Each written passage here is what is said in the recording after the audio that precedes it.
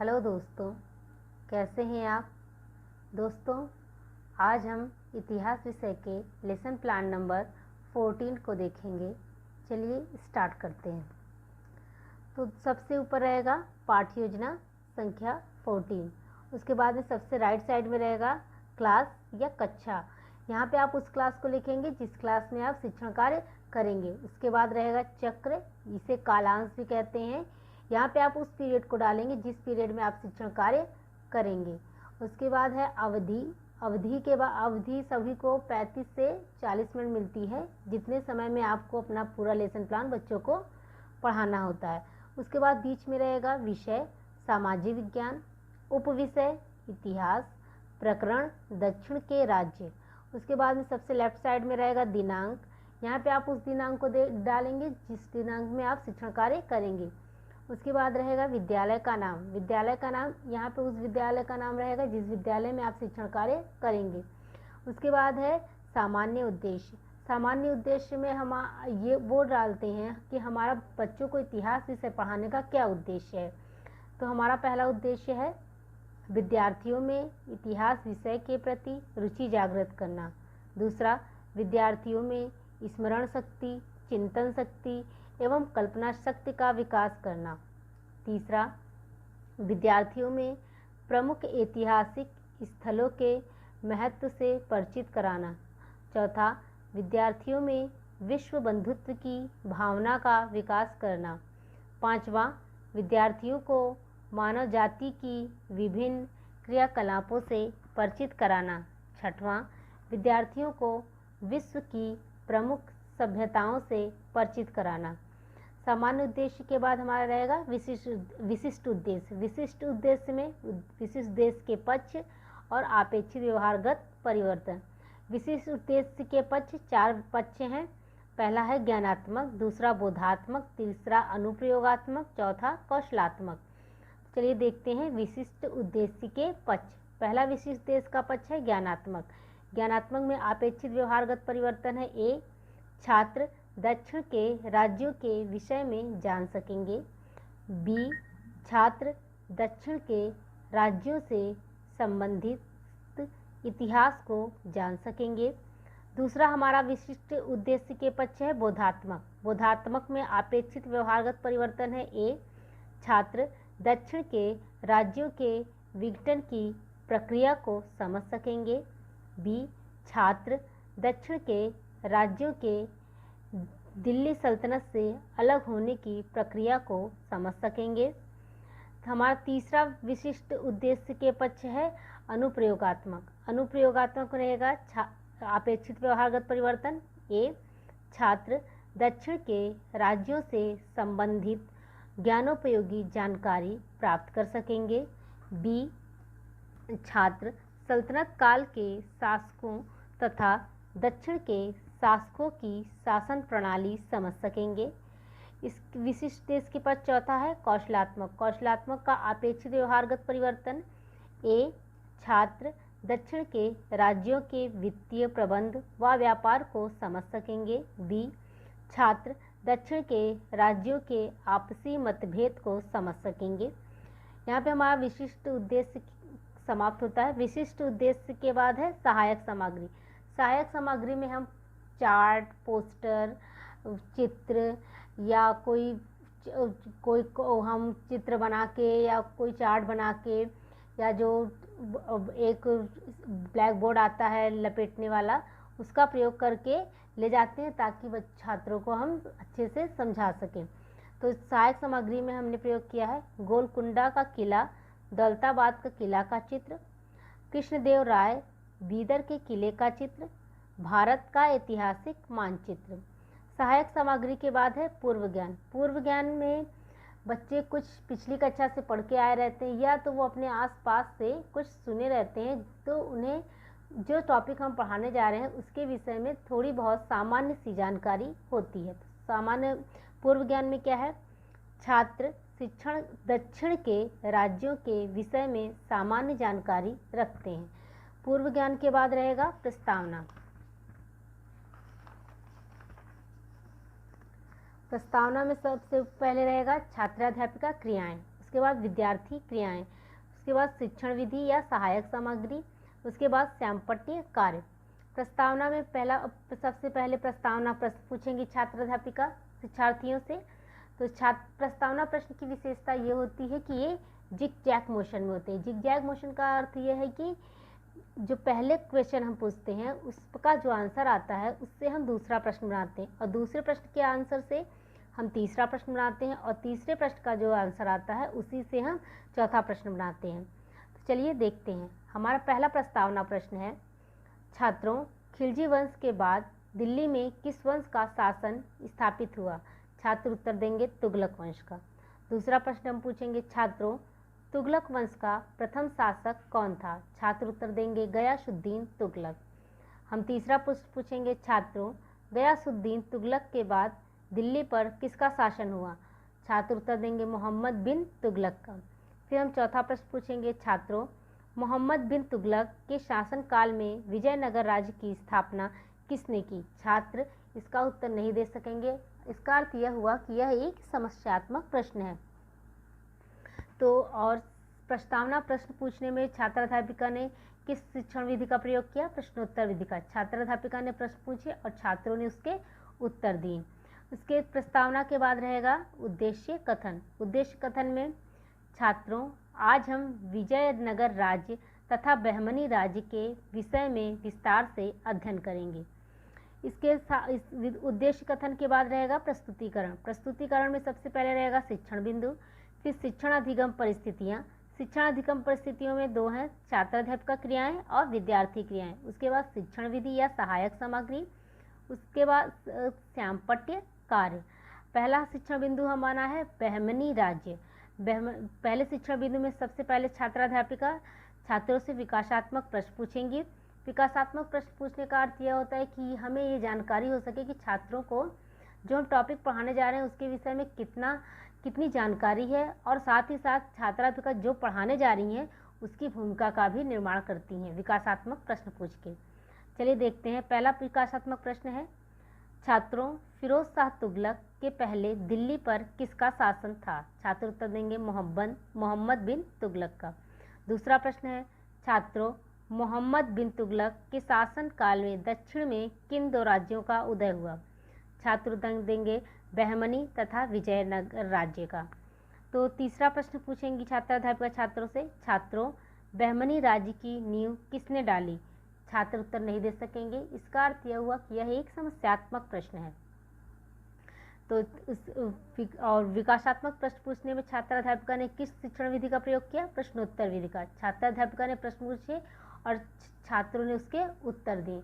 इस विकासात्मक प्रश्न के बाद रहेगा छात्र अध्यापिका कथन। छात्र अध्यापिका कथन में, छात्रों, सन 1347 ईस्वी में मोहम्मद बिन तुगलक के एक अधिकारी ने विद्रोह करके दौलताबाद पर अपना अधिकार कर लिया और हसन गंगू ने बहमनी राज्य की स्थापना की। उसने बहमन शाह की उपाधि धारण की। उसने अपने राज्य को 4 प्रांतों में बांटा, गुलबर्ग, दौलताबाद, बरार तथा बीदर। उसने गुलबर्ग को अपनी राजधानी बनाया। इस वंश का महानतम शासक फिरोज शाह था। अनेक शासकों ने बहमनी राज्य पर शासन किया, किंतु ये शासक अधिकतर युद्धों तथा आपसी झगड़ों में फंसे रहे। बहमनी राज्य का प्रसिद्ध प्रशासक वहाँ का वजीर महमूद गवा था। उसके पश्चात बहमनी राज्य का विघटन शुरू हो गया। कृष्णा नदी तक का संपूर्ण उत्तरी दक्कन बहमनी राज्य के अंतर्गत था। 15वीं शताब्दी के उत्तरार्ध में बहमनी राज्य टूटकर 5 राज्यों में बट गया। अहमदनगर, गोलकुंडा, बीजापुर, बरार और बीदर। यहाँ पे हमारा छात्राध्यापिका कथन समाप्त होता है। छात्राध्यापिका कथन के बाद है विद्यार्थी क्रियाएं। विद्यार्थी क्रियाएं में है, विद्यार्थी छात्राध्यापिका द्वारा दिए गए कथन को ध्यानपूर्वक सुनेंगे और समझेंगे। विद्यार्थी क्रियाएं के बाद है शिक्षण विधि। शिक्षण विधि में है कथन एवं व्याख्यान विधि। शिक्षण विधि के बाद है श्यामपट्टीय कार्य। श्यामपट्ट कार्य में है पहला, हसन गंगू ने बहमनी राज्य की स्थापना की। दूसरा, बहमनी राज्य की राजधानी गुलबर्ग थी। तीसरा, बहमनी राज्य का प्रसिद्ध प्रशासक वहाँ का वजीर महमूद गवा था। और इसी के साथ ही हमारा जो पहला शिक्षण बिंदु है वो समाप्त होता है। पहले शिक्षण बिंदु के बाद है हमारा दूसरा शिक्षण बिंदु। दूसरा शिक्षण बिंदु है हमारा विजयनगर साम्राज्य। दूसरे शिक्षण बिंदु में सबसे पहले छात्राध्यापिका छात्रों से विकासात्मक प्रश्न पूछेंगी। तो हमारा पहला विकासात्मक प्रश्न है, छात्रों, हसन गंगू ने किस राज्य की स्थापना की? उन्होंने उत्तर दिया बहमनी राज्य की। उसके बाद है दूसरा प्रश्न है, छात्रों, बहमनी राज्य का महानतम शासक कौन था? तो छात्र उत्तर देंगे फिरोज शाह। तीसरा प्रश्न पूछेंगी छात्राध्यापिका, छात्रों, विजयनगर राज्य की स्थापना कब हुई? छात्र इसका उत्तर नहीं दे सकेंगे। इसका अर्थ यह हुआ कि यह एक समस्यात्मक प्रश्न है। और विकासात्मक प्रश्न पूछने में छात्राध्यापिका ने किस शिक्षण विधि का प्रयोग किया? प्रश्नोत्तर विधि का। छात्राध्यापिका ने प्रश्न पूछे और छात्रों ने उसके उत्तर दिए। विकासात्मक प्रश्न के बाद हमारा रहेगा छात्राध्यापिका कथन। छात्राध्यापिका कथन में है, छात्रों, बहमनी राज्य के दक्षिण में विजयनगर राज्य था। हरिहर और बुक्का नामक दो भाइयों ने भी सल्तनत की घटती हुई शक्ति का अनुभव किया। इन्होंने होयसल राज्य, आधुनिक मैसूर के क्षेत्र को जीता और सन 1336 ईस्वी में अपने को विजयनगर राज्य का स्वतंत्र शासक घोषित किया। उन्होंने हस्तिनावती, हम्पी, कर्नाटक को अपनी राजधानी बनाया। कृष्णदेवराय विजयनगर राज्य का महत्वपूर्ण शासक था। यदि बहमनी और विजयनगर में मित्रता होती तो वे शक्तिशाली बन सकते थे, पर दुर्भाग्य से उनमें सदैव शत्रुता रही। इसके कई कारण थे। पहला कारण था, दोनों राज्य रायचूर दोआब को अपने राज्य का हिस्सा मानते थे। यह कृष्णा और तुंगभद्रा नदियों के बीच उपजाऊ भूभाग था। दूसरा कारण था, बहमनी राज्य के गोलकुंडा में हीरे की खानें थीं और विजयनगर के शासक गोलकुंडा को जीतना चाहते थे। तीसरा, दोनों राज्यों के शासक बड़े महत्वाकांक्षी थे और संपूर्ण प्रायद्वीप पर अपना अधिकार चाहते थे। पूर्वी समुद्र तट पर उड़ीसा, आंध्र और मदुरई आदि बहुत से छोटे छोटे राज्य थे। इन राज्यों पर लगातार बहमनी या विजयनगर आक्रमण करते रहे। विजयनगर ने 1370 ईस्वी में मदुरई को जीत लिया। रेवती द्वीप गोवा व्यापारिक केंद्र था जिस पर उसने अधिकार कर लिया। इस बीच बहमनी राज्य अपने पड़ोसी राज्यों मालवा और गुजरात से युद्ध करने में लगा हुआ था। यहाँ पे हमारा छात्राध्यापिका कथन समाप्त होता है। छात्राध्यापिका कथन के बाद है विद्यार्थी क्रियाएं। विद्यार्थी क्रियाओं में है, विद्यार्थी छात्राध्यापिका द्वारा दिए गए कथन को ध्यानपूर्वक सुनेंगे और समझेंगे।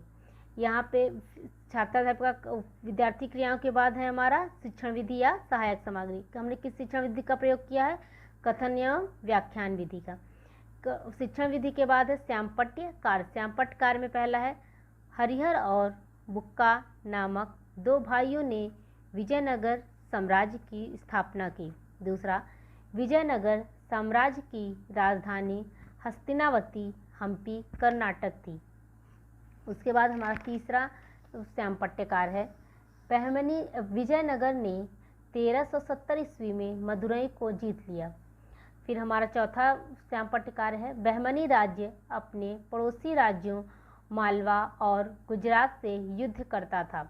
इसी के साथ ही हमारा दूसरा शिक्षण बिंदु समाप्त होता है।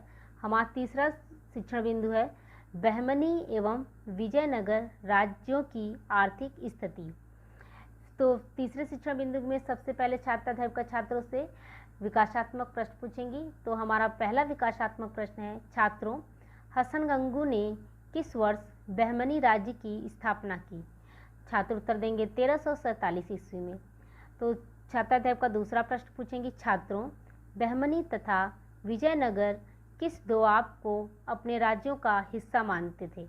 तो छात्र उत्तर देंगे रायचूर दोआब को। तीसरा प्रश्न पूछेंगे छात्राध्यापिका, छात्रों बहमनी तथा विजयनगर साम्राज्य के व्यापार का केंद्र क्या था? छात्र उत्तर नहीं दे सकेंगे। इसका अर्थ यह हुआ कि यह एक समस्यात्मक प्रश्न है। और विकासात्मक प्रश्न पूछने में छात्राध्यापिका ने किस शिक्षण विधि का प्रयोग किया? प्रश्नोत्तर विधि का। छात्राध्यापिका ने प्रश्न पूछे और छात्रों ने उसके उत्तर दिए। विकासात्मक प्रश्न के बाद हमारा रहेगा छात्राध्यापिका कथन। छात्राध्यापिका कथन में है, ये छात्रों ये सभी राज्य शक्तिशाली बन गए क्योंकि इनके धन प्राप्त करने के दो साधन थे। पहला भूमि लगान, तो दूसरा साधन व्यापार था। गुजरात और बंगाल को समुद्र पार के देशों से व्यापार में बड़ा लाभ होता था। वे पश्चिमी एशिया, पूर्वी अफ्रीका, दक्षिणी पूर्वी एशिया के देशों और चीन के साथ व्यापार करते थे। बहमनी और विजयनगर भी इस व्यापार में भाग लेते थे। राजस्थान और मालवा भी आंतरिक व्यापार से वैभवशाली बन गए। व्यापार का माल देश के विभिन्न भागों में ले जाया जाता था। अतः व्यापारी प्रायः इन दो क्षेत्रों में यात्राएं किया करते थे, जिससे इन क्षेत्रों में संस्कृति का आदान प्रदान हुआ और इन राज्यों में क्षेत्रीय भाषाओं के साहित्य, वास्तुकला, चित्रकला और नवीन धार्मिक विचारों का विकास हुआ। यहाँ पे हमारा छात्राध्यापिका कथन समाप्त होता है। छात्राध्यापिका कथन के बाद है विद्यार्थी क्रियाएं। विद्यार्थी क्रियाएं में रहेगा, विद्यार्थी छात्राध्यापिका द्वारा दिए गए कथन को ध्यानपूर्वक सुनेंगे और समझेंगे। विद्यार्थी क्रिया के बाद है शिक्षण विधि। शिक्षण विधि में हमने किस शिक्षण विधि का प्रयोग किया है? कथन एवं व्याख्यान विधि का। शिक्षण विधि के बाद है श्यामपट्ट कार्य। श्यामपट्ट कार्य में है, गुजरात और बंगाल को समुद्र पार के देशों से व्यापार में बड़ा लाभ होता था। व्यापारी प्रायः इन क्षेत्रों में यात्राएं किया करते थे, जिससे इन क्षेत्रों में संस्कृति का आदान प्रदान हुआ। इसी के साथ ही हमारा प्रस्तुतिकरण समाप्त होता है। प्रस्तुतिकरण के बाद रहेगा बोधात्मक प्रश्न। बोधात्मक प्रश्न छात्राध्यापिका छात्रों से इसलिए पूछती हैं ताकि उन्हें ये ज्ञान हो सके कि जो उन्होंने पढ़ाया वो छात्रों को कितना समझ में आया है। इससे छात्राध्यापिका खुद का भी मूल्यांकन करती हैं कि उनकी शिक्षण विधि कितनी कारगर रही। तो चलिए देखते हैं हम पहला बोधात्मक प्रश्न हमारा। छात्रों बहमनी राज्य की स्थापना किसने की? छात्र उत्तर देंगे हसन गंगू ने। दूसरा प्रश्न है, छात्रों कृष्णदेव राय किस राज्य का शासक था? छात्र उत्तर देंगे विजयनगर साम्राज्य का। तीसरा प्रश्न है, छात्रों विजयनगर साम्राज्य की राजधानी क्या थी? छात्र उत्तर देंगे हस्तिनावती, हम्पी, कर्नाटक। चौथा प्रश्न पूछेंगे, छात्रों गोलकुंडा किसके लिए प्रसिद्ध था? छात्र उत्तर देंगे हीरे की खानों के लिए। पांचवा प्रश्न पूछेंगे, छात्रों बहमनी राज्य की राजधानी क्या थी? छात्र उत्तर देंगे गुलबर्ग। यहाँ पे हमारा बोधात्मक प्रश्न समाप्त होता है। बोधात्मक प्रश्न के बाद श्यामपट्ट सारांश। श्यामपट्ट सारांश में है, हसन गंगू ने बहमनी राज्य की स्थापना की। दूसरा, बहमनी राज्य की राजधानी गुलबर्ग थी। तीसरा, बहमनी राज्य का प्रसिद्ध प्रशासक वहाँ का वजीर महमूद गवा था। चौथा, हरिहर और बुक्का नामक दो भाइयों ने विजयनगर साम्राज्य की स्थापना की। पांचवा, विजयनगर साम्राज्य की राजधानी हस्तिनावती या हम्पी कर्नाटक थी। छठवां, विजयनगर ने 1370 ईस्वी में मदुरई को जीत लिया। सातवां, बहमनी राज्य अपने पड़ोसी राज्यों मालवा और गुजरात से युद्ध करता था। आठवां, गुजरात और बंगाल को समुद्र पार के देशों से व्यापार में बड़ा लाभ होता था। नवां, व्यापारी प्रायः इन क्षेत्रों में यात्राएं किया करते थे, जिससे इन क्षेत्रों में संस्कृति का आदान प्रदान हुआ। श्यामपट्ट सारांश के बाद हमारा रहता है निरीक्षण कार्य। निरीक्षण कार्य यहाँ पे छूट गया है, आप जो पिछला लेसन प्लान है उससे देख के यहाँ पे लिख लेंगे। तो यहाँ पे हम हेडिंग डालते हैं निरीक्षण कार्य और उसमें लिखते हैं छात्राध्यापिका विद्यार्थियों को श्यामपट्ट सारांश पुस्तिका पर लिखने का निर्देश देकर स्वयं कक्षा का निरीक्षण करेंगी। और उस निरीक्षण कार्य के बाद रहता है पुनरावृत्ति प्रश्न। तो पुनरावृत्ति प्रश्न छात्र अध्यापिका इसलिए पूछती हैं, वो ये जानने की कोशिश करती हैं कि जो उन्होंने पढ़ाया वो बच्चों को कितना समझ में आया है, मतलब वो उसे दोबारा रीचेक करती हैं। तो हमारा पहला पुनरावृत्ति प्रश्न है, छात्रों हसन गंगू कौन था। दूसरा प्रश्न है, छात्रों महमूद गवाह कौन था। तीसरा प्रश्न है, छात्रों बहमनी तथा विजयनगर राज्यों के शक्तिशाली होने का क्या कारण था। चौथा प्रश्न है, बहमनी राज्य के किस दिशा में विजयनगर साम्राज्य था। पांचवा प्रश्न है, बहमनी तथा विजयनगर साम्राज्य का व्यापार किससे किससे होता था। पुनरावृत्ति के प्रश्न के बाद छात्र अध्यापिका छात्रों को गृह कार्य देंगी। गृह कार्य में पहला प्रश्न है, छात्रों हसन गंगू ने कौन सी उपाधि धारण की थी। दूसरा प्रश्न है, छात्रों बहमनी तथा विजयनगर के मध्य शत्रुता के क्या कारण थे। तीसरा प्रश्न है, छात्रों फिरोज शाह किस वंश का शासक था। तो दोस्तों इसी के साथ ही हमारा लेसन प्लान नंबर 14 समाप्त होता है। धन्यवाद।